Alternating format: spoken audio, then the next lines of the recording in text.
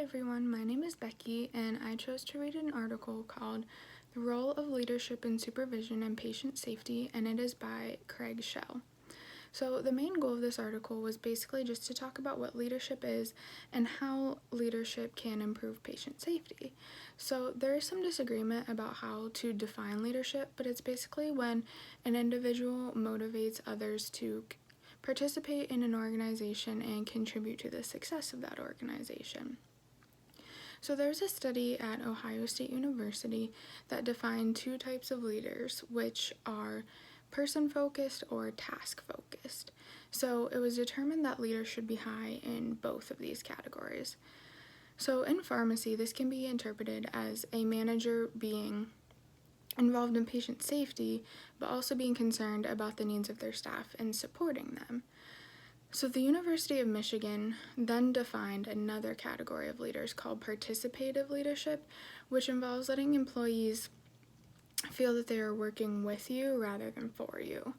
So participation of leadership will improve the quality, acceptance, and skills of your decision-making process. So participation is crucial when it comes to patient safety because it isn't always the leader that experiences the errors, so communication among employees and with the leader is crucial for patient safety. It's important to take time each week with your staff and give them opportunities to strategize with you ways to improve your patient safety. So it's important for the leaders to develop those relationships with their staff and set expectations for each employee because no two employees are the same. So there are two types of relationships with employees, and those are low exchange and high exchange relationships. So low exchange is basically when employees just do as they are told, but high exchange is when a leader is interested in the employee's input and feels more comfortable delegating to that employee. So obviously the high exchange relationship is preferred, but with this comes higher expectations. So when you have high exchange relationships and you have that established trust, it's easier to for leaders to deliver negative feedback to that employee when necessary because the employee understands that the leader is just trying to help them improve and get better. So there are some critical steps involved in communication about patient safety among leaders and their employees.